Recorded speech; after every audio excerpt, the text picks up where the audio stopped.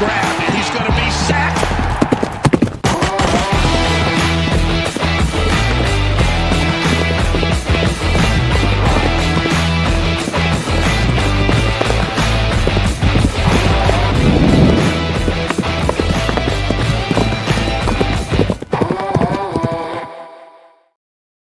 Broncos country, what is going on? It's been a week. We didn't play a game, but we did move up in the standings in the AFC to the second team. Well, I guess we fell back one spot, but we jumped the Colts, all right? So today we're going to be diving into some midseason awards, excuse me, and also talking about what needs to change, what needs to improve to make sure the Broncos secure that number one seed, go on a Super Bowl run. Before we get started, shout out to Kalshi for sponsoring the show. Use the code DTB, get a $10 bonus once you start trading over there. I threw some money earlier today on the Broncos winning big on an alternate spread over on the Commanders. We can take a look at that later on. But with a long-winded interview, thank you guys, or intro. Thank you guys for being here. Mark, Jeremy, thanks for joining the show, man. Jeremy, I guess, man, we can jump right into it, man. Hold on, before we do that, David, I got a question on the Cal sheet. Did you happen to bet on the under in the Browns and Raiders game with the controversy this last Sunday, or did you avoid that one? I voted the money line, baby, but I did think that it was going to be like, I think I told my friend Rawhide, he's like, give me points score, and I think I told him 33. What was the final score of the game? 24-10, so it was 34. The whole controversy was, I guess, the final over-under was 36, and then they, punted from the 29, so yeah. Dude, that's crazy, punting from the 29. That is ridiculous. That is, the NFL does need to investigate that, and hopefully they find the Raiders at fault, man. That's how I feel about that. Well, Mark broke it down. He did a whole video breaking it down, and I kind of looked at it like, if you're betting on the Raiders-Browns game, you probably just deserve some sort of punishment 100%. Either way. So, especially the over-under. Yeah. I did bet on Shedeur to get it done. He did, and I was very proud of him. Only one bad throw. And, man, we are getting some insane comments. We're coming in with the heat. Yeah, here in the vertical stream, as always. But, dude, guys, let's dive into this thing. Let's get it rolling. Jeremy, okay, take it away. Well, it's a bye week. It's a little more. It's not quite. It's past half season, mid-season, but it's still felt like mid-season just because we had that time off here. So I had some different thoughts. Give me your guys' bye week awards. So I'm going to ask a couple different questions in the chat. I'd like yours as well. So let's just start off with your MVP, and let's just start with like all three phases. So who is your MVP on this offense so far? Mark, why don't you go first? Offensive MVP for me is Garrett Bowles. I think he's been by far the best player, most consistent. You're not going to see him in the stat sheet, but at the moments in where Bo Nix in the passing game looked good, he was solid. When they looked bad, he looked solid. When the run game was really good, he was fantastic. So he's just been unbelievable, all pro type season. So Garrett Bowles gets my bye week offensive MVP so far. I like it. David? Well, we can't give him, I guess, the full season MVP, but I'll go with J.K. Dobbins. He only missed, one game before this bye week. It's a shame we won't see him probably the rest of the year. Hopefully we can get to the Super Bowl and, he can tough one game out of there, but he has helped give balance to this offense. We are not in the position we're at right now at 9-2 if J.K. Dobbins does not sign here, man. So excited to see what R.J. Harvey can do. That's the big question mark coming out of this bye is, can we establish a consistent and threatening run game? But J.K. Dobbins, man, I love his spirit. He's like the anti-Melvin Gordon, man. The last time we had a running back come over here from the Chargers, dude brought that Chargers mentality out here. It was really, really terrible. But, man, J.K. Dobbins isn't any of that. He loves Denver. He believes in himself. He's never telling himself before a play that he's going to fumble. Not going to happen. So, J.K., we got to win the rest of the games for you, man. I like that. That would be mine as well, but I will just to throw another one out there. I'm going to go Cortland Sutton just because he's been nails when we need it. Big catches. Let's go. I mean, there's so many times that if he would have had a drop or didn't get that first down that was desperately needed, or go up and moss somebody like in the Giants game or whatever it was, he's just been really rock solid. So much to the fact that they're double teaming him, trying to bracket him now. So that's just kudos to how well he's played so far. All right, let's go. We started with the mark, so let's go to David. Who's your MVP of the defense? Oh man, this is a great question. MVP of the defense? I guess I'll go with Zach Allen, man. It all starts up front. He's going to have double-digit sacks again this year, but he's a menace in the run as well. Team captain, right? A guy that has helped give this defense some nasty, but he is so consistent. He brings it every single game to make an impact, whether it's in the run or the pass. I love Zach Allen, and man, I still can't forget about how much of a risk it was viewed, right? Signing him over keeping Draymond Jones, and shout out to the staff, George Payton, Vance Joseph, or I guess Sean Payton was part of that as well, bringing in Zach Allen. It was a tremendous. So I love him. Yeah, that's a great pick. Mark, we got. Yeah, Zach Allen is really good. I mean, it's hard on this defense because he's like the whole damn defense, man. Everybody's so good. My choice would be Talanoa Hufanga. I just felt like he's brought a completely different dynamic, like to the secondary. His versatility, how you use him, matches up against tight ends, plays the run well, and he does everything. Kodiak always jokes that he needs to learn how to catch the ball. I agree with that. I went back and looked at a lot of some of the highlights and stuff from when he was in San Fran, and because I remember him making a lot of really crazy interceptions, and he did.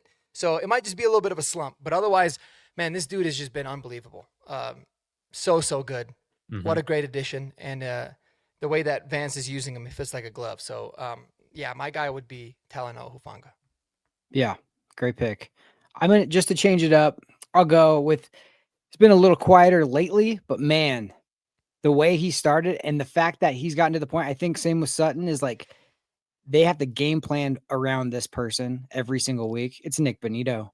Like he signed that big contract and just came out and said, watch this, I'm not going to rest on that.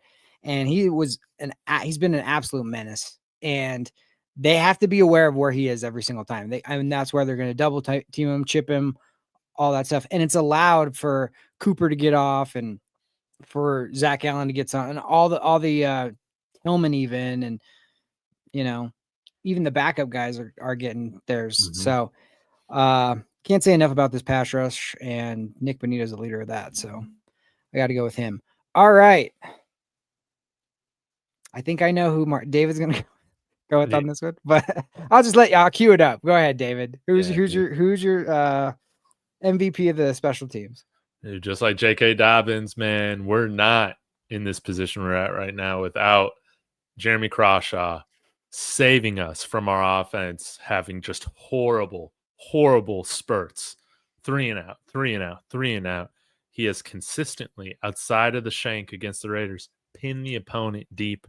This man can hit 70-yard bombs. We got a big booter, Jeremy Crawshaw. Tremendous addition over Riley Dixon. Guys, I must say, I think he's the best punter we've had since, I don't know. Since when? I mean, he's better than Brett Kern, right? I would say he's better than Brett Kern. When he was with us, yeah. I think Brett Kern turned pretty good when he left, but yeah, I think so, man. I think he's the best since Ruin. I don't feel like there's been a great punter here. Yeah, which is strange. That's what I've always been saying is like, how is there not a great punter here? Yeah, it's like altitude. Come on. Who was our punter during Super Bowl 50? It was Colquitt. Colquitt. I feel like Colquitt was pretty good. Britton Colquitt. Solid. Yeah. He wasn't as good as his brother though.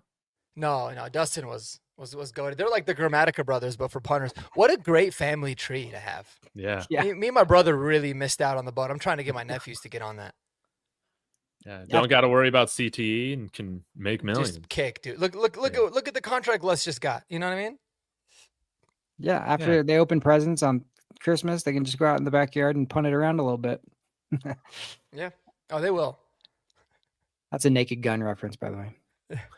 Where you said- it wasn't punt. It was like, I like to go out in the backyard with my uncle and throw it around a while, but it was, never mind. Gotcha. It worked still. It still worked. Yeah. All right, Mark, who's your special teams MVP? Well, we just talked about it, man. My guy, Will Lutz. I wanted to pick somebody else. I feel like there's an honorable mention, which maybe we'll get to if you don't choose him, but I think he's earned the contract. It's such he's been really, really, really good this year. I mean, yes, really just one miss, and it was in the Indianapolis game, which obviously was extremely unfortunate, but also just like crazy weird luck. You know, it's not like he just missed it. The thing's going dead middle, and then out of nowhere, it curves to the left. That was pretty crazy. But in general, he's been awesome. He's really been hitting the big kicks. And we should be grateful for lots of things, and having a really good kicker is one of them, man, because you look around the league. I mean, the Niners playing right now, they've had like 5 kickers to injury and bad play. And the Rams, as good as they've been, their kicking situation was a mess most of the season. I can go on and on. So it's just so nice to have somebody that you could depend on. So Willie Big Nuts Lutz is my special teams MVP. Yeah. Big bank account Lutz after this week too. Got a nice little 3-year extension. Glad to see that. I mean, we get the terms on that yet? No, I was just looking it up, but dude, he's made $29 million in his career already. By the way, not bad. That's without the contract. So you know what's almost $30 million. You know what's crazy about that is like he's been a kicker for a really long time. He's been a very good kicker for a really long time. He's made $29 million, which you think is an insane number for a kicker, whatever. But then if like there's quarterbacks like who's the quarterback that was drafted by the Jags who like had 1 year we almost beat the Patriots but then didn't? Bortles, dude, made like 60 something and never was good. Yeah. So it's like, you know. But yeah, but I mean, 30 for a kicker. Ask Will Lutz how his body's feeling when he's 50. Yeah. Right? I don't know. That's just nice, man. It's a hell of a job. I just love the fact that, I mean, we've had some pretty darn good kickers for the Broncos in my lifetime. I mean, Elam was Mr. Automatic.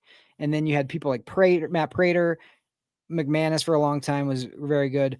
And to have Will Lutz, but I've never seen a situation where the coach and the quarterback and the kicker are like yelling at each other before big kicks. It's like insane to me. I still laugh every time I see it. I went back and rewatched the last part of the Chiefs game and Sean just looking over at him like, yeah, like he already won before the kick was just like, I don't know what's going on with these two. I think like Will has to like really enjoy that. And maybe he likes it a lot because that's kind of a new thing. Oh yeah.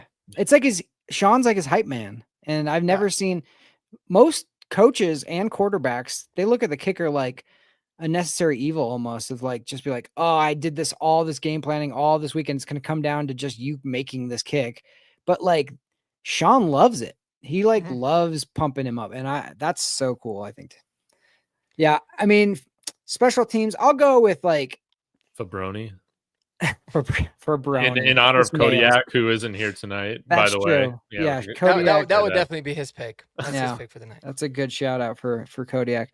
I'll go with Marvin just because you saw how big he makes a difference when he's back there returning kicks. That one that in that first quarter that got us the second field goal was huge.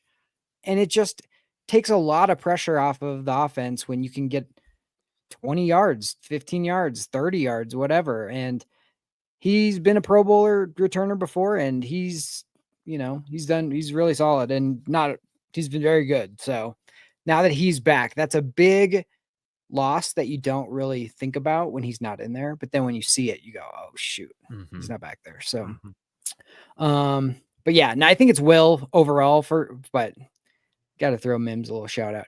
I didn't preface you with this question, guys. So this is going to be ironic, but What was your biggest surprise? You can come up with any. It could be player, it could be moment, it could be whatever you want. But what's been your biggest surprise in this 10? What are we, 9-2? Yeah, 9-2 part where we are of the season. Do you need a minute? Yeah, that's a good You want question. me to 'cause start? I feel like I've talked about it a lot, but I can't. Yeah. Let me read this comment while you are thinking. Okay. Welcome, Jackpot Scratching. He says, "What's up, guys? Diehard Denver fan from Georgia. What's a realistic regular season record?" The diehard fan in me says wants to say 15-2, but I'm thinking 13 or 14-3. I think, all those things are definitely on the table.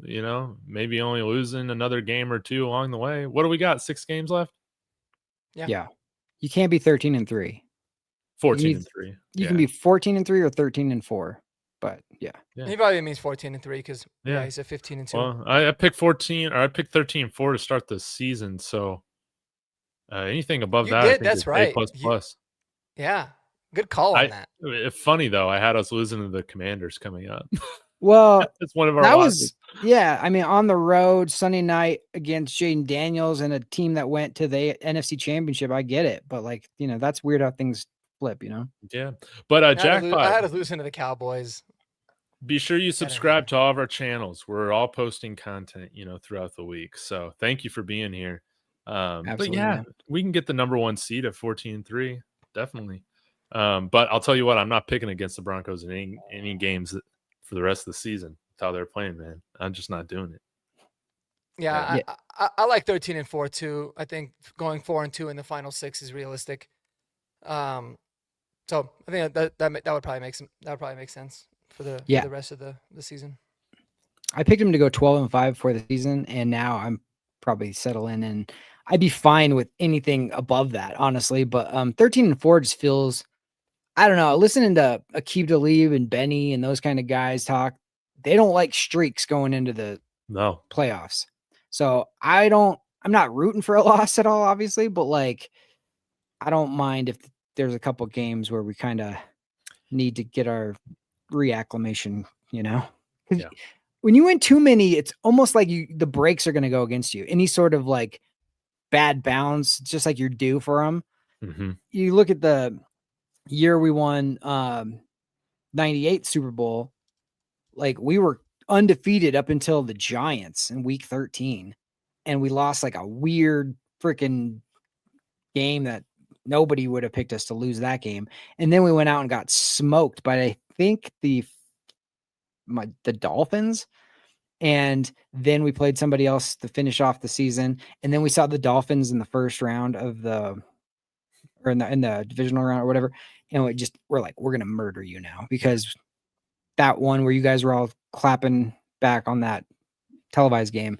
So I don't mind a loss, but as long as, seeding and all that kind of stuff. I got some more scenarios for you later with the seeding, but yeah. Cool. Well, Jeremy, I think you need to go because I still haven't thought about the biggest surprise this year. Okay. I'll give you an example for what I was thinking with this. My biggest surprise, nice surprise, has been Pat Bryant. I think we expected him to kind of come on a little later in the season, but I was thinking about this today. Usually going into a season, I don't really expect very much out of any rookie receiver, especially you throw into Sean Payton offense with all these different checks and all these different things. And he's been so good that I honestly think that I brought in little Jordan Humphrey just to free him up more. So he's just, it's weird to think that Troy Franklin was a 4th round pick and Pat Bryant was a 3rd round pick, because for some reason in your brain, you kind of think, Franklin was a higher pick than that. But Pat Bryant was a higher pick than Franklin, and he's living up to it. And everybody, when I specifically was I thought he was going to be picked later because of all the draft talk and all that stuff, but they saw something in him and they're getting it out of him. And I just think the sky's the limit, and I can't wait to see what he does the rest of the season too. Yeah. Yeah. You know how I feel about that. Yeah. I'm right there with you. I think for me, it wouldn't necessarily be a specific player, but I'm super surprised by just how gritty this team has shown. We were 1-7 in 1-score games last year, and I knew we would be a lot better. I did not think we would be this much better. I mean, it is it is shocking just how unfazed it seems like the team gets, and their ability to turn it on and flip a switch when it's the most important time of the game has been fascinating. I mean, you're talking about historic comeback against the Giants. You're talking about coming back on the road against the Eagles. The list goes on and on. It's been damn impressive. So that's been the biggest pleasant surprise for sure for me. Yeah, I agree with that for sure. If you don't have one, it's fine, David. Vicious makes a really good point because I was actually thinking about I've been surprised how underutilized or how underwhelming Evan Ingram's been too. So really good one there by T. Yeah, I guess mine's a little negative. But I have been surprised coming in here still how frantic or how up and down Bo Nix has been this year. But to pleasant surprise, it's awesome now that this early in his career, like I just already feel like you can trust him in the fourth quarter. And that's very rare with young quarterbacks that you already have that sort of feeling about him. So, yeah, although I was positive spin that, but yeah, I was, I thought Bo Nix could be like a sleeper coming in for like MVP consideration, if the Broncos were at this kind of record. Yeah. That's not the case at all. But it has been great to see how money he has been in the fourth quarters. That's been awesome. Yeah, no, I'm with you on that. And the thing is, it's like there's certain kind of quarterbacks that will put up numbers, and then when it gets to absolute crunch time, you're like, I don't trust this guy at all. Like, think of like Sam Darnold, think of Daniel Jones yesterday. Like, there's just certain guys that I'm like, that dude does not want to be there right now. He doesn't. I could see it in his whole body. And Bo, it's like, give me the moment, give me the rock, and I'll make it happen. And that's just a totally different thing that you can't quantify in the draft or any of that stuff. That is either in you or it's not. It's not something learned, and that's what separates the really good ones. So, yeah, no, I get it, but I wouldn't trade it for anything. Oh, and I got to piggyback on this one, dude. I guess a surprise, even though I had the Broncos winning the division, dude. That's how bad the Chiefs look this year, man. I mean, they're still a good team. They beat the Colts. But, man, that's a pleasant surprise that I think Mahomes definitely looks human. And I think this is a conversation people don't want to have. I think he might be regressing. People don't want to – they don't want to talk about that, man. He also had a super elite defense during this run as well. That also helped Chiefs Kingdom. So, yeah, but I would say, man, if we're going to drop a game, it would probably be KC or, I don't know. Really, the Chiefs game is the most difficult one I feel like we got left, and probably the Chargers, dude, because we just can never beat the Chargers, something like that. So we owe them one, though. I think we'll get up for that game for some reason. I think they're sick of that whole narrative, so we'll see. Yeah. But it's at home. I think low-key, like Vance kind of showed the blueprint to beat the Chiefs, and that we're not scared of the Chiefs last year. And I think going into this year, remember they had all those really tight games that they ended up winning and all that stuff. I think people just didn't look at them the same. I think people picked against them to start the season. And, when you don't have every break going your way and the teams don't make mistakes for you and they make you have to beat them, then this is what you see. Like that's a different world. I mean, I respect the Chiefs and I respect New England for what they did all those years, but so many times the other team would beat themselves because they outsmarted themselves because they just had this block of like, oh, we got to do this extra stuff to beat them. And you didn't. You just needed to play good, sound, smart football, tough football to win. And they just would always blow it themselves. And I think that people got out of their own way sometimes. Mm-hmm. Yeah, it's similar to the Brady Patriot years and Belichick. Jackpot Scratch had a good point. Says even Tom Brady went through a 9-year slump. I mean, you feel like these kinds of things with maybe the Chiefs taking a backseat or having a little stretch of not being as dominant is natural. I mean, it happens to everybody. The fact that it's gone as long as it has is pretty crazy. But again, it's like I would never bet against Tom Brady and Bill Belichick in the playoffs, and many times they would lose, but it's hard to bet against them, man. And I mean, dude, you got to think about how much more football they've played than everybody else, you know? Yeah. And additionally, I think when they just getting embarrassed in the Super Bowl the way that they did, Yep. really, I think took that fear away from the rest of the league too. But they still got Mahomes, they still got Andy Reid, so there's still a threat, man. Always. Yeah. And I mean, that Super Bowl hangover loss, whoever loses the Super Bowl, the hangover afterwards is a real thing. Every single year it does that. And you think, oh, well, this is a great team. They're going to be fine. And I don't know how many year after year, it's like the team just doesn't, it takes them another couple of years to get back for some reason. It's not like they're right back in it. So that was real. Okay. Favorite game of this season so far? We'll start with Mark. After thinking about this for a while, basically since the show started, because we just got these right before it started, I really think my favorite game was beating the Chiefs last week, man. Yeah, it's hard to beat. Something about it was just so satisfying to really finally, because like I look at it like the first year with Sean, with Russ, we beat the Chiefs. It was an ugly game, and the whole entire Chiefs team had it was on a short week, and they were all had the flu or something. They didn't even seem like themselves. And then last year, we had them in Arrowhead, and then they ended up blocking the kick. And then when we beat them in week 18, obviously they had all their JV team in. So it actually finally felt like, man, we played a complete game, and we just flat out beat them.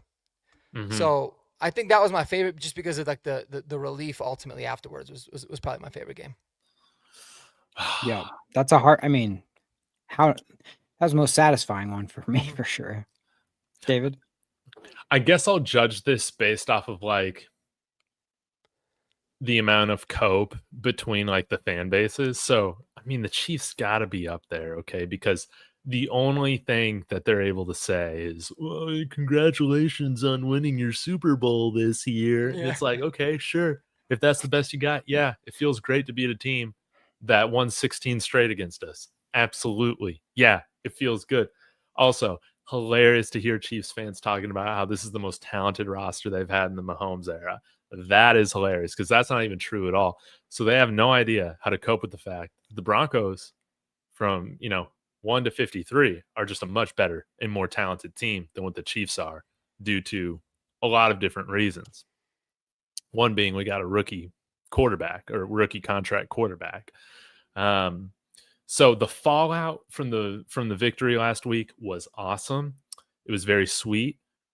The Giants game, that was also very satisfying because of how much trash talk there was between the fan bases. Love that. And that was hilarious. I mean, again, I thought we were toast in the fourth quarter, and we came back 33 points. What was it we scored in the fourth quarter? The Giants fans just imploded, dude. But it was more like a heartbreak rather than an anger. But I gotta say, my favorite victory this year is beating Philly, dude. Philly was awesome, man. These guys did not know how to take it, man. Philly imploded, and that's how it is after any loss that they have. I'm sure they're going berserk, blowing a 21-point lead to the Cowboys last night, man. Crazy. But there was just something about Philadelphia just not being able to comprehend Bo Nix doing what he did, and this team doing what they did against Philly, the champions, undefeated at the time, on the road in their house. Man, that was a sweet comeback. Yeah, signature win. That was one that I think started this whole run for us, because it's if you could go into Philly and beat them in the fourth quarter the way we did, it's why can't you beat anybody, right? They're the champs. And so that one for sure. But you picked both of them, but after sitting back, just the amazement of the fact that we won, I'll go with the Giants game, just because that was the most. I've seen a lot of football in my life, and that one will go down in the record books in my mind of we had zero chance to win that game. Well, obviously not zero, but we had as close to zero as you could possibly get. The Philly game, I was if we score, stop them, score, we're back in it. You know what I mean? But the Giants game, I was, after they got that tipped touchdown to the I was tight done, end. dude. I was like, we lost. 100% we lost. I didn't turn it off. I didn't do that, but I did. I had resigned myself. Yeah, that's right. You did. I resigned myself to the fact that it was over. And the fact that we came back and did that was just the looks on their faces was just so awesome. And I was giddy that whole week after that because I was like, I can't believe that happened. That was unbelievable. Mhm. All right, my last question. Your favorite overall moment of the year so far? Favorite overall moment from the year. I gotta think about that one for a little bit. Yeah, I Mark? don't. I mean, dude, it's so crazy how like now I view every game like so week to week. I feel like I've like Yeah, I know. trained my mind to think like that. It's like until I get a chance to really like look back and see everything and like rewatch all the games like I usually do in the off season, I almost like forget about a lot of different things. Let I me will break say that like when Sean Payton looked at Will Lutz and he just told him right through, something Yes. about that was like the cool. I was like, hell yes, Sean. I was like, you better make it. But that was like a really fun, like, firing up moment for me. But Yeah. I mean, man, there's been so many good moments in a 9-2 season. So maybe if I think of something else, I'll pop in. But what do you got, Jeremy or David, if you go into? Mine. It'll harken back. I know Gregory's killing it. Mine was the look on your guys' face after you picked the Broncos to lose, and then have to show up on the podcast. Hey, that's not me, Greg. Dude, that's them to win, so brother. much easier to do than the opposite. Yeah, it's so much easier than when you're like, we're gonna beat them. I'm not even worried about them, and then you got to show your ass up the next day and be like, well, I was wrong. Yeah. Yeah. No, Gregory Miller's the GOAT, bro. Yeah, that's so funny. Yeah. Yeah, I picked him to win, but my favorite was just watching the looks. Two things, and it was last week. The freaking whining to the refs after you got sacked on third down when Jaquan McMillan sacked you, and he's crying for a flag that didn't come. Ugh, that was chef's kiss. He was like, he hit me in the head. Like, get the out of here.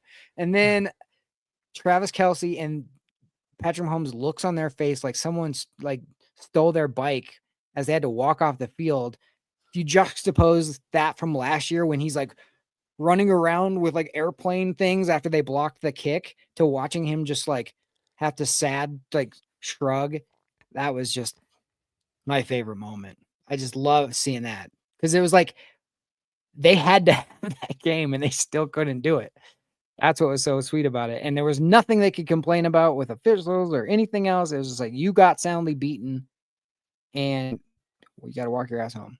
Hey, I know it was an ugly game, but I thoroughly enjoyed that Raiders game on Thursday night.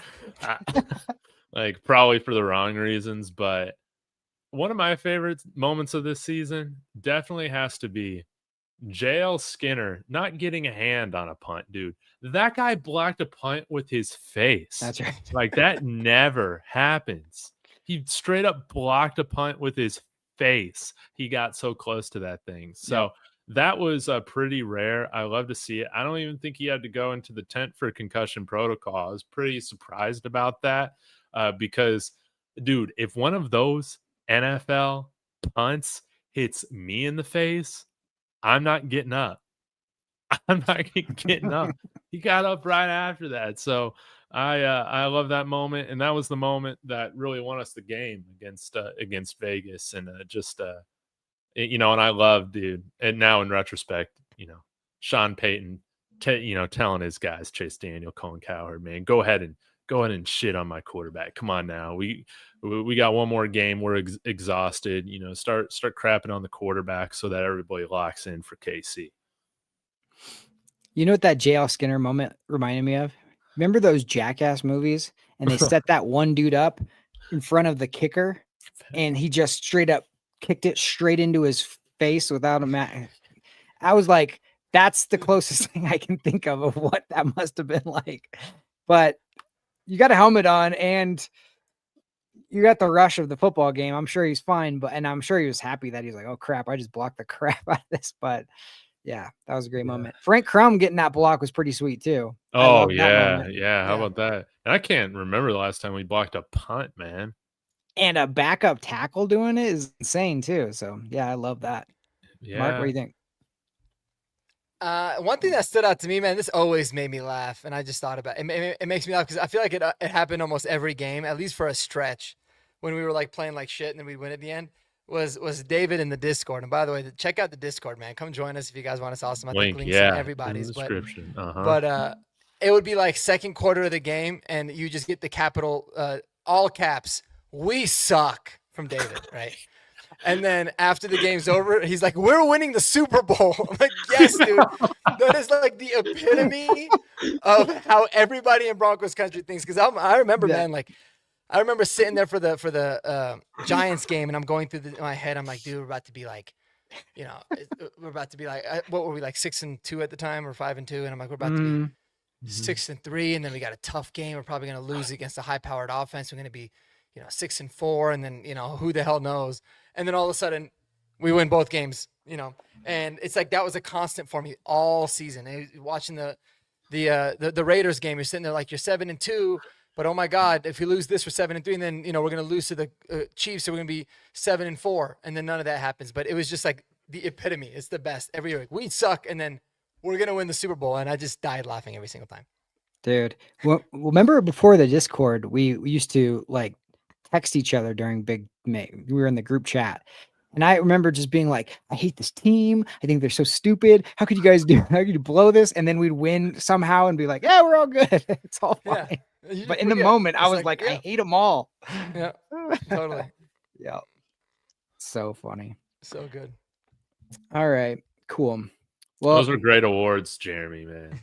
it's just nice to kind of reflect on some of the moments that you kind of forget about. I should have texted you guys earlier to give you a more chance to think about it, but I was just trying to think of the season as a whole, and I was like, man, there's been some pretty epic things that have happened this season.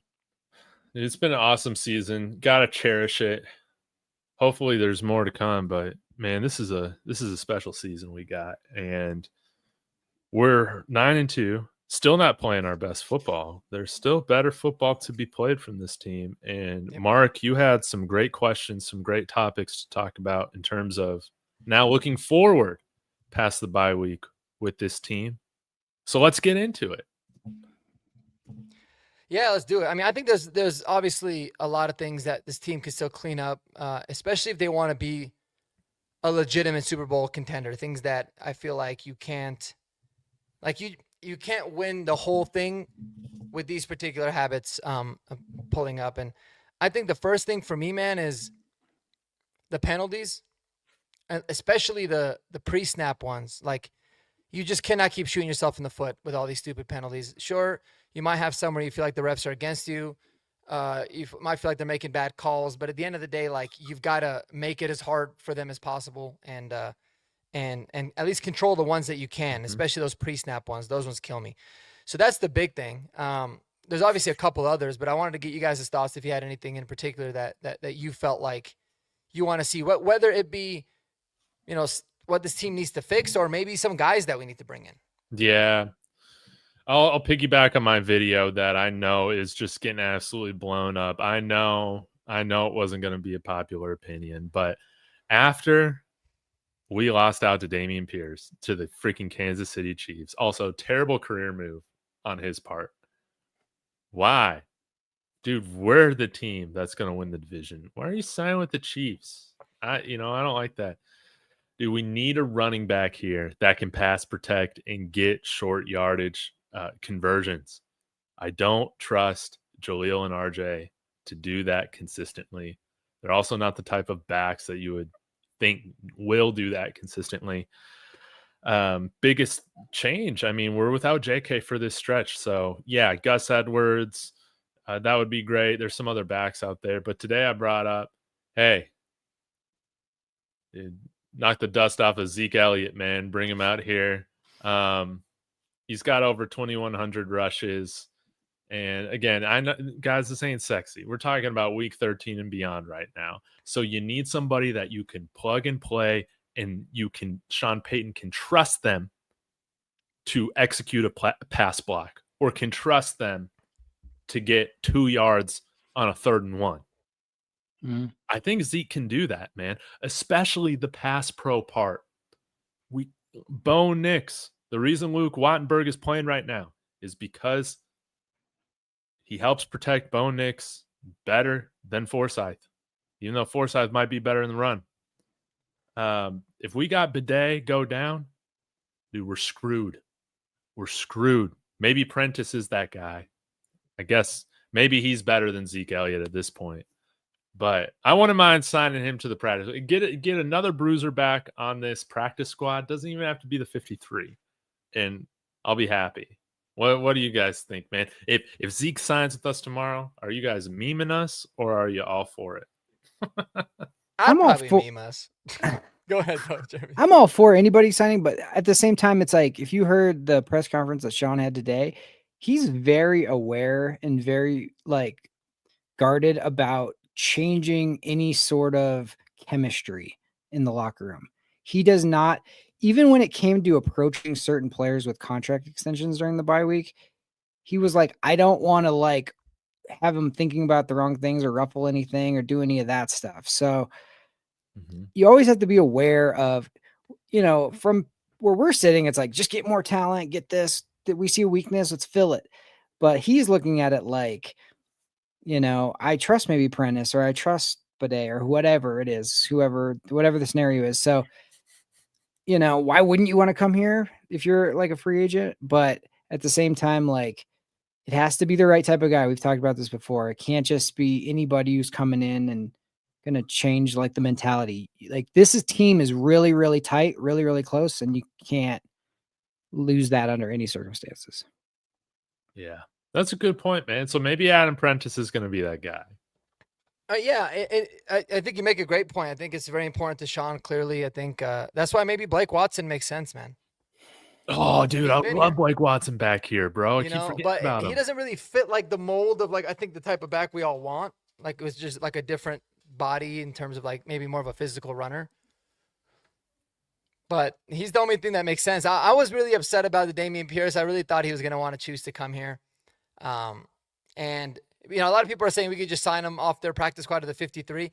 To be honest, dude, if you chose to go to Kansas City over here, I don't really want you on the team, to be honest with you. Yeah, you're a dumbass. I don't want you over here. And maybe it's just my ego, and I'm sure executives probably don't really think about it to that extent because, again, when I did a deep dive on Dameon Pierce, everything shows that he's a super, super great locker room guy, good character dude. But yeah, it's you chose to go to the Chiefs. It's all right. How about we just whoop your ass on Christmas and then we steal him off the practice squad. That would be cool. The straight up Grinch style.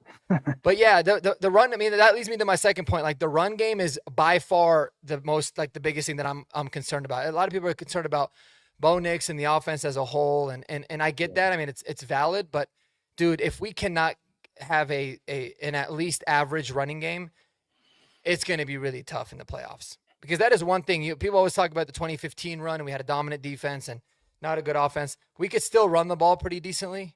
Dude, we had a great duo. Yeah, we had a good duo in Hillman and CJ Anderson too, but we had a commitment to it. And that's the thing, is I feel like, man, I really feel like Harvey could be a very, very good back, and Jaleel could be a good guy to spell him. But I don't think Sean Payton is going to be that committed to actually doing it. And starting with this Commanders game, this is the one where I feel like we certainly can get a good litmus test of where are we at as a running team, because they're pretty bad against the run. Hopefully we have a nice little lead, at the end of the game. It hasn't really been our mantra this year, but if we have a little bit of lead and we need to kill some clock, you'll be able to really see, okay, what's this run game made out of? So we'll see. Even though the average against the Chiefs wasn't great, I thought there was some really good runs from Harvey, especially last drive. They called Palcho on some absolute bull crap hold, which he didn't do because he might have tried to do it, but he literally couldn't even grab hold of the guy.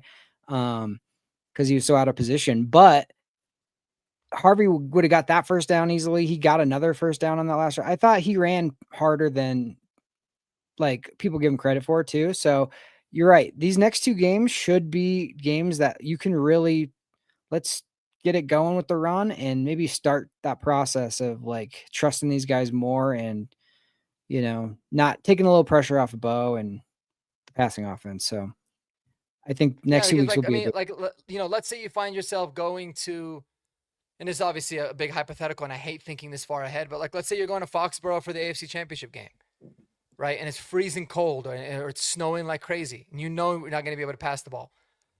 Well, unless our run game shows something, it's a really, really big disadvantage for us. So I just think it's massively important that we get. Has Harvey? We need to see what he can do with like 15 carries. Yeah. Yep. Like that. That's what Sean Payton needs to do. Give him 15 carries this next week. I know, absolutely. I mean, I like to see 20 plus touches in total, but yeah, like 15, 16 rushing attempts would be great because he seems like one of those backs too that like will, get 2, get 3, 2 yards and then boom, explode. I mean, he showed that a little bit, so far in the limited carries that he's gotten. So he had a season high of 14 against the Bengals. That went for 58. He had 6 for 70 week 1 against, Tennessee. And then last week was the third highest with 11 carries. So he's getting there. But, dude, this last stretch of the season, it's probably going to go with how the run game goes. Yeah. And a couple of people made good points that the Chiefs' run defense is very good. And, okay, everybody wants to, like, flip out against the Raiders Thursday night game, but like again, you just can't judge anything off of that game. Like it's a Thursday night weird game. I just don't like it's just that game's just forget about it. And then the game before that was Houston, which is like if you just look at what their defense did on Sunday, it's like that team is 100% legit. And like I said, it's not exactly easy to go to Houston and beat them, and we did that. Alexander W. Downs, he was saying how I'm always saying, Bo Nix slander is nuts. I'm a Birds fan. I recognize a guy who won't lose you games and consistently shows up in the further. Yeah, you got to see that firsthand, brother. Yeah, kind of like your guy. Yeah. Yeah. Eagles got a guy like that too. Yeah. It's like winners. People, it's like, do you want to win games or do you want to have stats or whatever? It's like, would you rather have Jalen Hurts or would you rather have Sam Darnold put up a lot of numbers? Would you rather have, Daniel Jones this year? Or would you rather have Bo Nix? Like, I'm sorry, but there's a certain person I trust, and it's not the flashy numbers people. So, I mean, it'd be nice to have Bull. Let's not get it twisted. I mean, but why is nobody talking about, Daniel Jones and how bad that offense was in the red zone against the Chiefs, man? He didn't have one pass attempt yesterday over 20 yards. Was that?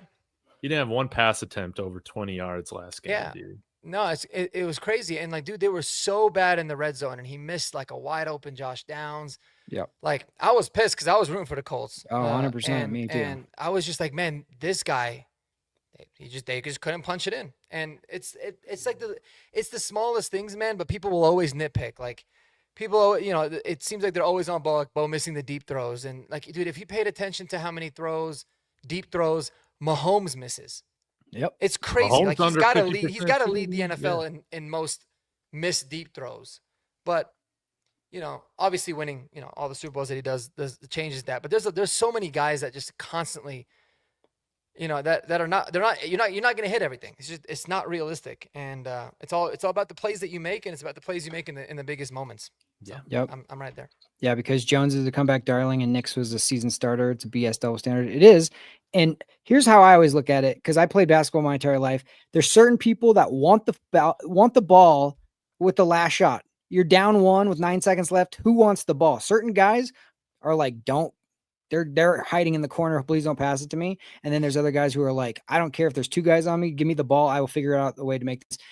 And some people shrink. You can tell in the body language. When I'm rooting for the Colts watching that game, I'm like, Daniel Jones, the coach, the running backs, like there was so many little things. He didn't want to call anything that he was throwing. He almost threw a pick, like really bad pick. I was just like, that's just not like winning energy at all. I didn't like it at all. And it's exactly what I thought about the Colts going into it. Mm-hmm. And dude, and the thing about it, man, I mean, we've shown that we can win games in multiple ways, right? Like when the offense needs to throw the football, we've shown that we can win. When we need to run the ball and be effective, we've shown that we can win. That is one thing. I don't want to make this into like a shitting on the Colts podcast, but No, that's one thing that the Colts they're have good. not proven that they can do. If Jonathan Taylor is not effective as he has been all year, and the Chiefs did 3.6 yards a carry, the Colts are not as good. I mean, I feel like all three of their losses are when Jonathan Taylor had a pretty bad game. Like I said, I don't know that, but I think it's pretty safe to assume it. I can double check it, but yeah, I mean, we've had games where we've had essentially no run game and still been able to pull it up. So And it is what it is. if you look at the way that the Chiefs like played that last quarter, they were like, get him, make Daniel Jones beat us, stack the box, and then when it comes to third down, we're just going to put pressure on him, and he couldn't do it. And the thing that Bo has gotten so much better at this season from last season is, I dare you to blitz him.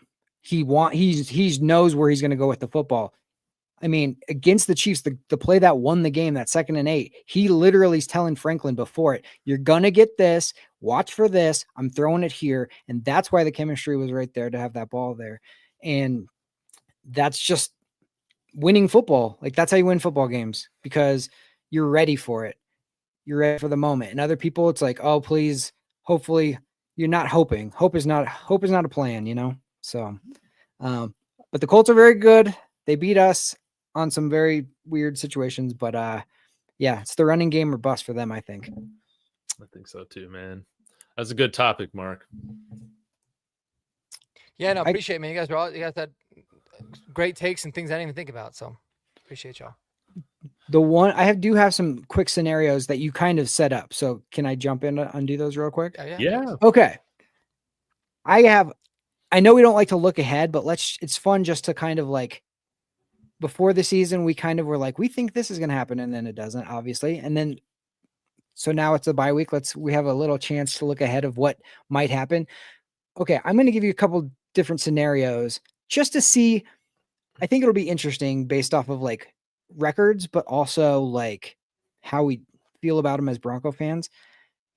I want you to rank your matchups, your potential playoff matchups, as like how nervous you would be to play this team.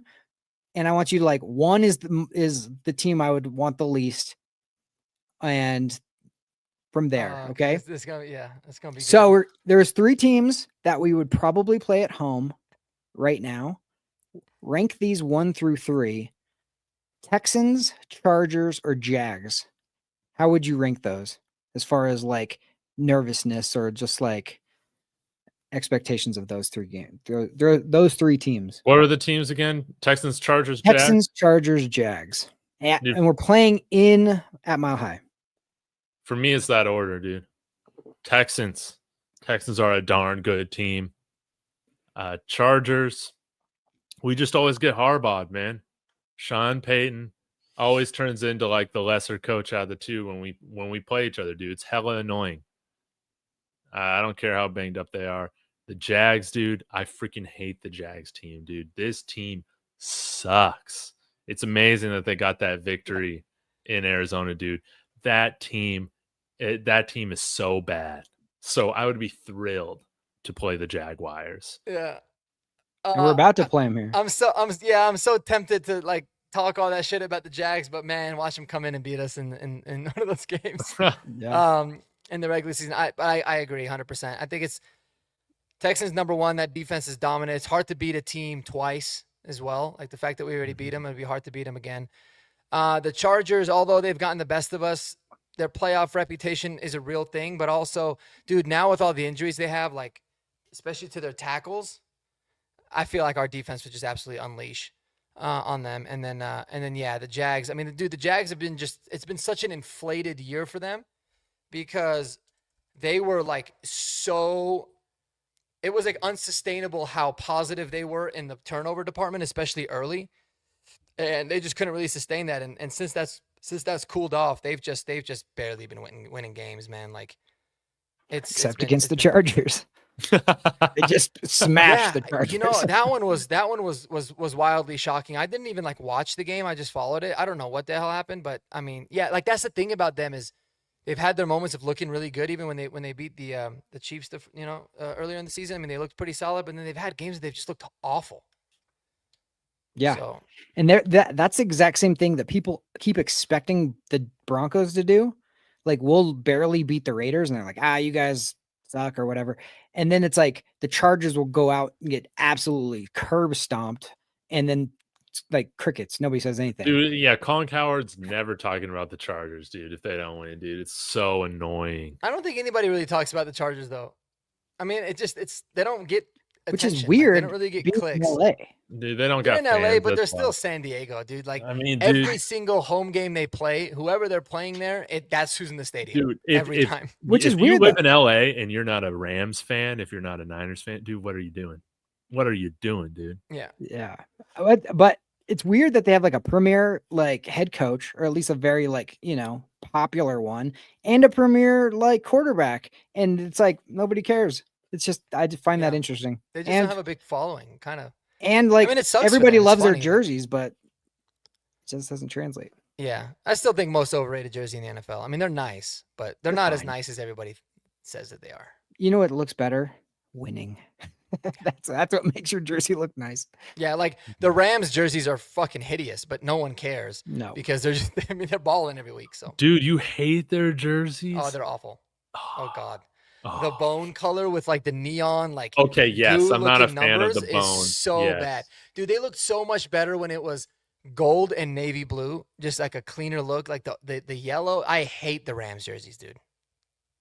Did can't you like their stand black jerseys they wore? them. They were a lot better. Yeah. Yeah. They were a lot cleaner.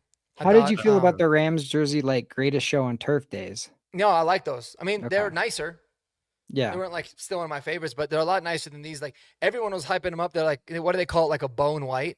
Yeah. And I'm like looking at them like, those are going to be cool for like 2 games, and then they're going to be hideously ugly. What about and the that's kind Eric of what- Dickerson days Rams jersey? Like No. the yellow. Yeah. See, like I don't like the yellow. Oh, Okay. Man, Yeah. I like those. Okay. Interesting. All right. Now, that was like the appetizer. They look like CSU Rams, David. You like them? The CSU colors are way better, though. They are. Yeah, much I better. I'm guess surprised you so. said that. Yeah, I guess CSU's uniforms look better than the LA Rams. I'll give you that one. I'll give you that. Yeah. Okay. So if that was like those are the 3 teams that I'm kind of like, yeah, a lot of people in the comments were like, who cares about these teams? And I agree. Here's the real question. I want you to rank now these 4 playoff scenarios. Okay. You got, and there's a caveat. 2 of these teams you're going to have to play on the road, and 2 of these teams you're going to have to play at home. That's how you're going to have to rank these as far as how scared you are. Okay. Okay. Mhm.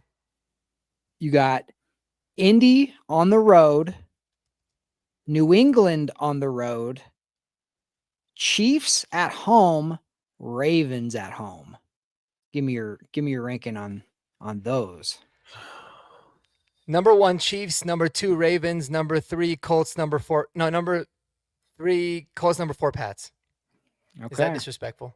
Probably is. To Actually, who? no. I'd rather. Okay, sorry. Chiefs 1, Ravens 2,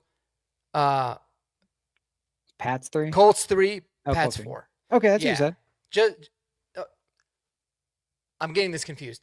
I would rather play the Colts than the Pats. So Colts 3 and Pats 4. Reason because, just because of the weather. That's probably like what like playing in a dome with, makes me feel a little bit better than playing in a cold ass windy game if we can't run the ball. So yeah, Okay. ironically, the home games scare me more. Which is Yeah. that's the whole point of this, and the bad records compared to the other 2. Yeah, I'll go Chiefs Ravens. Those are the ones I don't want to see the most. Dude, I don't care about the Colts on the road. So I'll rank that game last. Like, I think we can beat them. Daniel Jones, not buying. New England, I'll put them at number 3. They're not as battle tested as we are, but they are very well coached and tremendously talented. Imagine how that's changed in just a year for them. They've done a good job. I agree. I'm exactly the same where you guys are.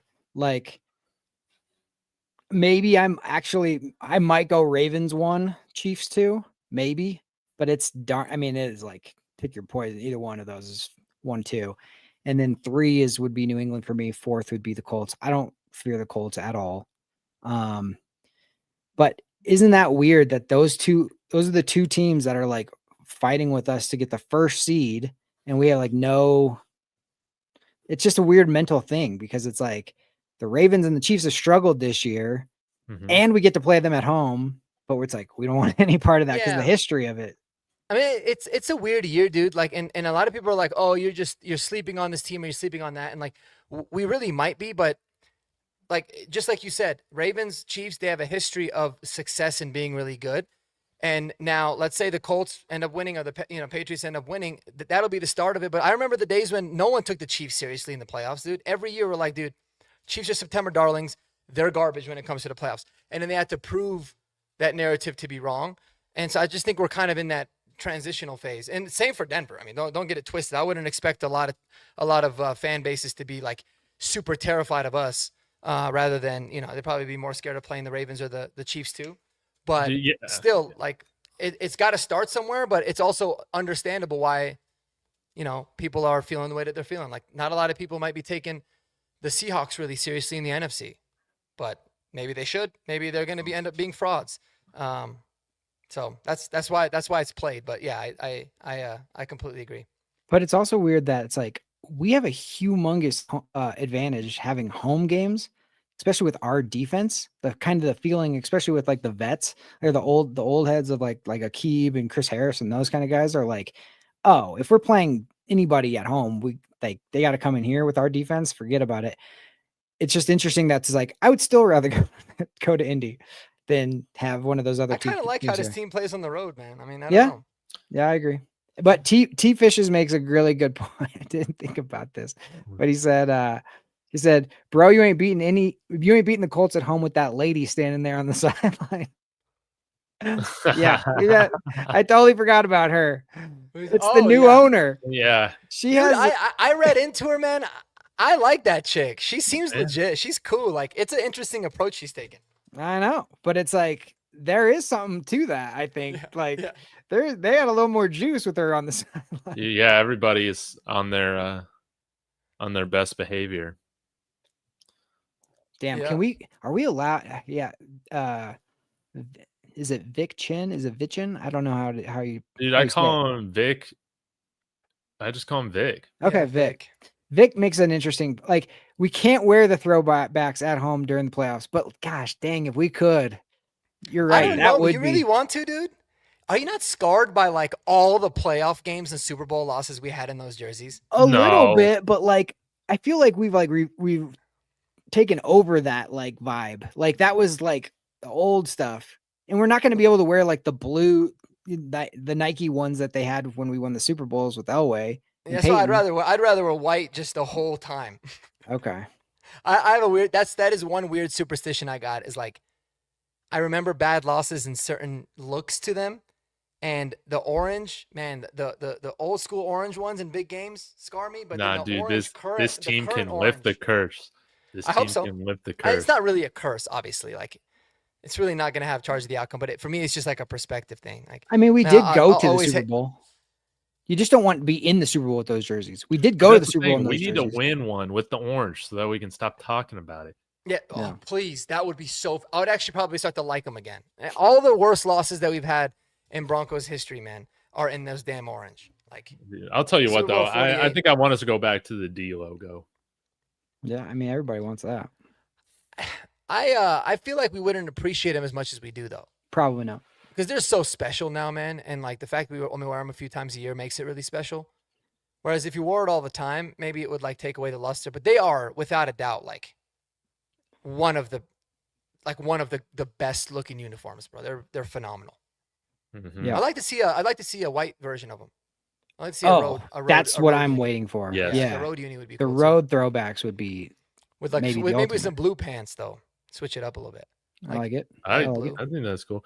But yeah, dude, if we get the number 1 seed, dude, I do think we go to the Super Bowl. It's going to be hard to beat our defense in Denver. I will say that. I'm not going to advantage. Huge. I mean, you have to play one less game. You win one game, you're in the championship game, dude. Like it's crazy. I just think of that 2015 team. It's just like coming into Denver with the altitude in the cold, playing our defense. It's just like, oof, man, that's going to be ugly. We're going to be amped. So yeah, I agree. Okay, last quick question, and then Uh-huh. make good point. Okay, I had the feeling that the rankings were going to go the way they did, as far as Chiefs Ravens over Yeah. Oh, the sorry. 2 seeds. Now we got to slide the Bills into that ranking somewhere on the road. I guess it wouldn't be on the road; it would be at home. How would that stack up if we had to play the Bills? Where would you put them? 1, 2, 3, 4, or 5? If you already have the other rankings. I put the Bills behind the Chiefs, and I guess behind the Chiefs. And you had the I do it Chiefs behind the 1? Ravens, I think. I think I'd rather play the Bills than the Ravens. It's like, which defense is worse, the Bills defense or the Ravens defense? Oh, the Bills, I think, dude. You think I so? The Ravens always start to figure it out at the end of the year. Yeah. And dude, I think Josh Allen is better than Lamar Jackson. People can debate me. I mean, I think both of them are really good, but man, their weapons don't scare me at all. And that O-line is putrid. I mean, did you just see what the Texans did to them? Yeah. And the Texans are a very, very good defense. So are we. So I think we can get 10 sacks on them at home, a little bit of a revenge game. Yeah, I would probably put them right after the Ravens and before 3. Yeah, I'll Patriots. go with that. Dude, we will decimate that offensive line, as Marky said, dude. But Josh Allen, he tore us up last time he was here in Denver. But, was that Nate Hackett? Was that a Nate Hackett-led team or a Vic Fangio-led team, man? I don't even remember, man. I think that was Fangio. Dude, but I don't know if I'm ever going to put us as the number 1 team right now while the Rams are playing the way they're playing right now. I think, the Rams are – yeah. I think they should be the favorites right now, but I think we could be the best team. Right now, I got us as the best team in the AFC. I think we're better than the Patriots. Too bad we don't play them this year. Could settle it. Yeah. Hopefully we're settling it in the AFC Championship. Yeah, how about that? I'll take that. Yeah, no, that would be cool.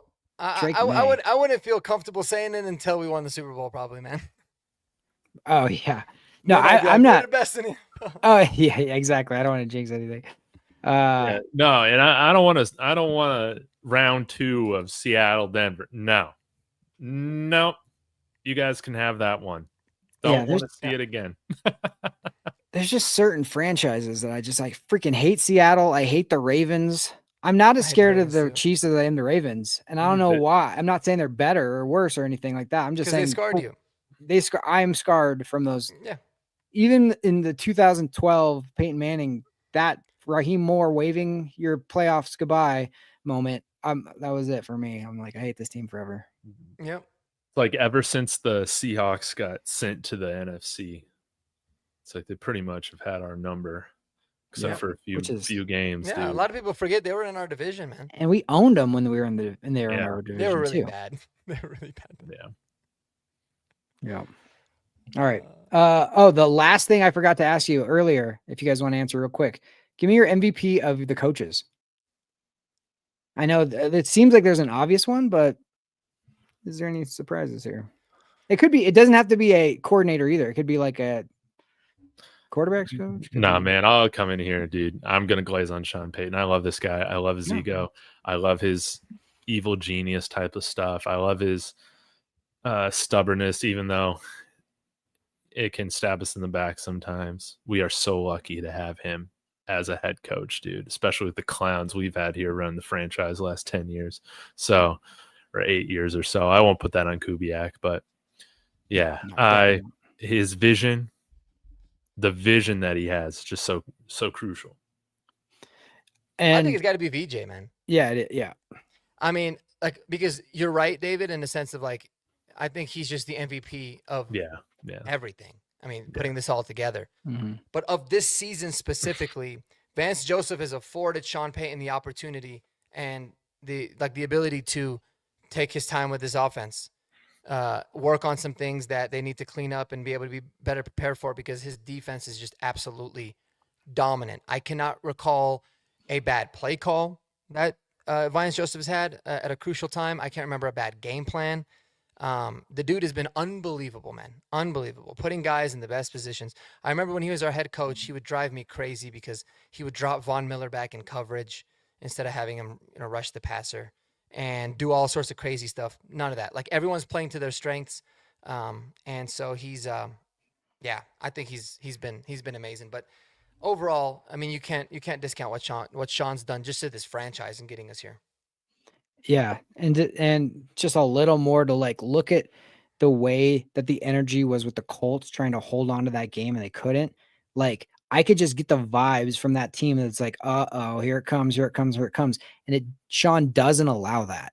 He's like, we're going in and the fact that he's set us up to beat Philadelphia before London and then go to London.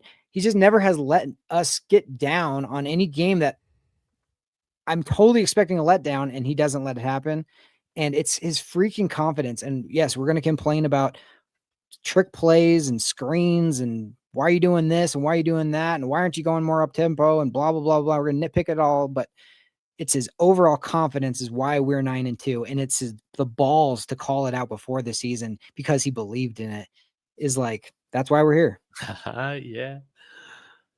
Oh, I want to hear y'all's opinion on this, but don't forget Rams Broncos. This would also be a family affair.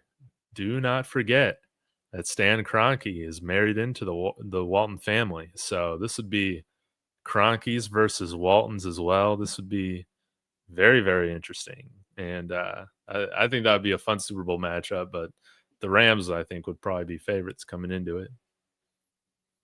Yeah. I was thinking about that, man. Like that's one team where, damn, they're good. Like, because I look at a lot of teams. I'm like, man, we match up super good with them. We match up super well with them.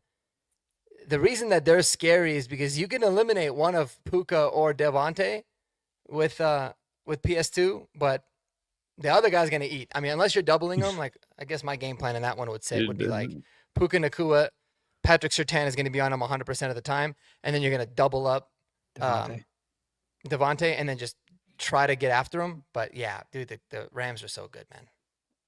They're fun. I love Matthew Stafford too. Big Matthew Stafford fan. I would take any Broncos Super Bowl, obviously. Like, I don't really care, but the Battle of the Seans, McVay versus Payton would be one for the record books, man. That would be a good one. I would love to see that. Why couldn't we have taken that trade with Atlanta, man? Yeah. Because they got 2 first-round picks this year, right? Yeah. That's crazy. It's freaking Atlanta, dude. Oh, one thing I was going to say is like, the one thing that you made a comment earlier, David, I think was about how like having Nix on that rookie contract is allowing us to do stuff, but we are still paying Russ money. So like, that's a great point. We're not exactly benefiting from that rookie contract yet until next year. So yeah, I guess what is he like? Must be like $35 or $40 million with Jared Stidham we have for the quarterback room right now. Interesting. Yep. That's a good point. Yeah, we're much better than the Chiefs. It's a new era. Well, yeah, dude, and here's the thing, man. Like, I don't know. I get it when you've won a lot of Super Bowls, the GM's gonna get a lot of credit, but what Brett Veach has done is a travesty. If you look at his track record the last 3-4 years, this guy sucks, dude. The opportunities that he's missed out on is insane. Dude, why do you re-sign Nick Bolton and not re-sign Justin Reed?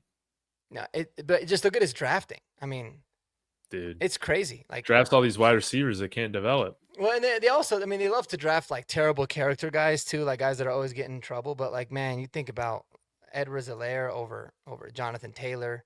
You know, they've had a couple good ones, like Creed Humphrey's really good, but they've just not addressed like the O-line properly, which is crazy because you have a $500 million quarterback.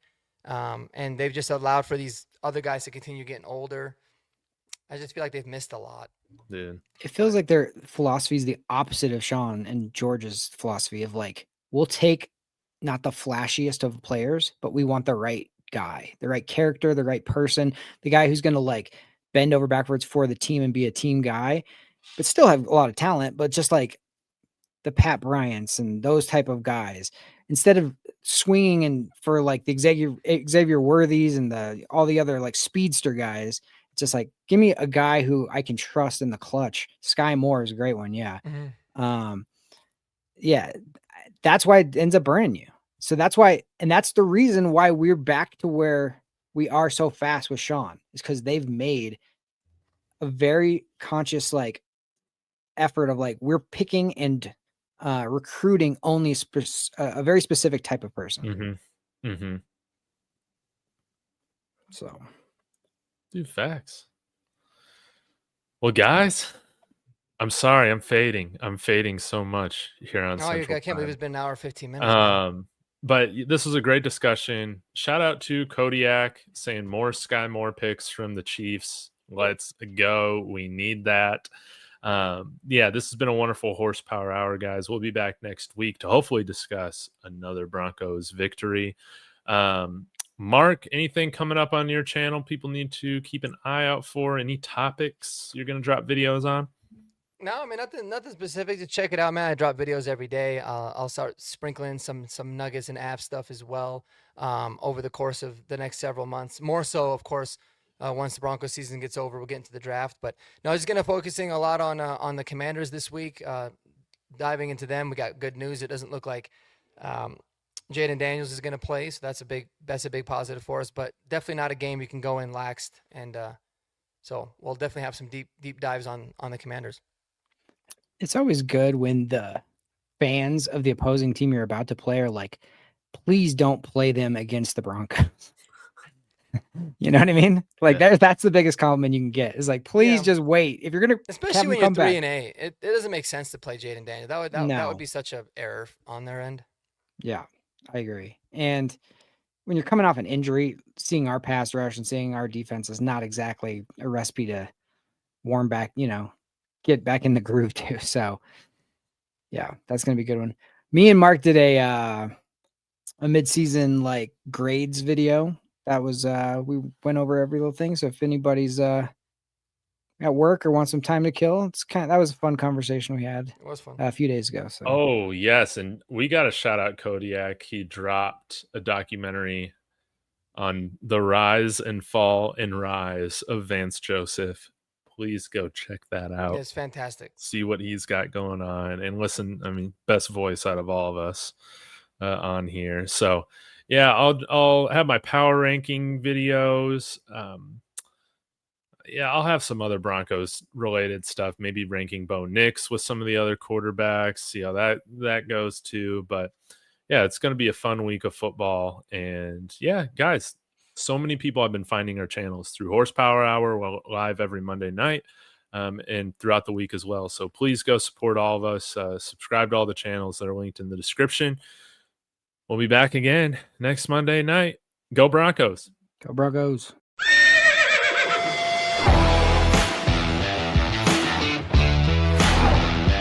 God bless Bo Nix. That sacrifice is grabbed.